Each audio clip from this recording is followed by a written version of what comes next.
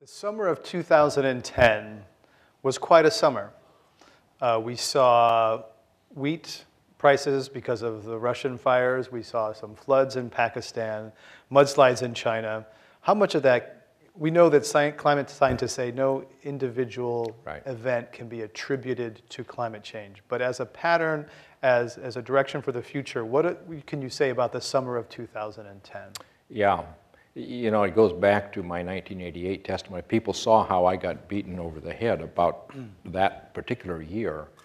And so we learned to say, well, you can't blame a single event on global warming, but you can look at the statistics. Furthermore, you can ask the question, well, if the atmospheric composition had stayed at the pre-industrial amount of CO2, 280 ppm, would the Russian heat wave had occurred? Would the extremely heavy rainfall in Pakistan have occurred? And the answer is almost certainly not. It's not inconceivable, but the probability of getting that without this change in atmospheric composition would be very small. What does the probability of these events mean for human life as we know it?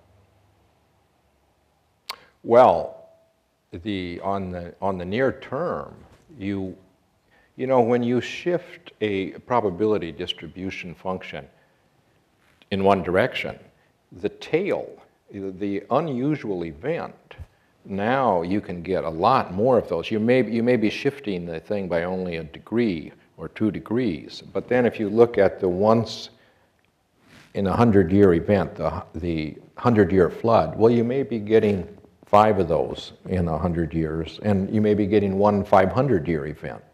So that really changes the story because people just assumed a 100-year event, well, it's not very likely to happen to me, and if it does, I can get reasonable insurance. But if it becomes 5 times a century, the insurance rates are going to go through the roof, and you will be extremely put out. It will have a big impact. Next question, please. Given the economic, political, and physical inertia involved, what do you think is the most realistic scenario for the next 50 years? Well, the most realistic scenario probably has things becoming more obvious over the next 5 or 10 years.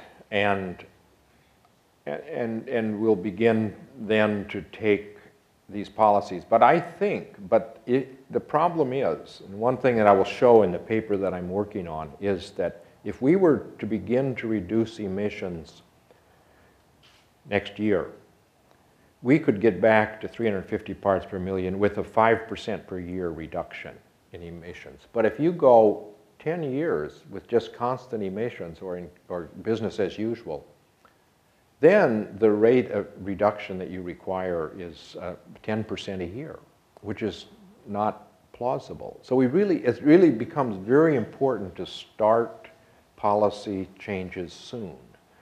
And that's why we have to try to influence national and international policy.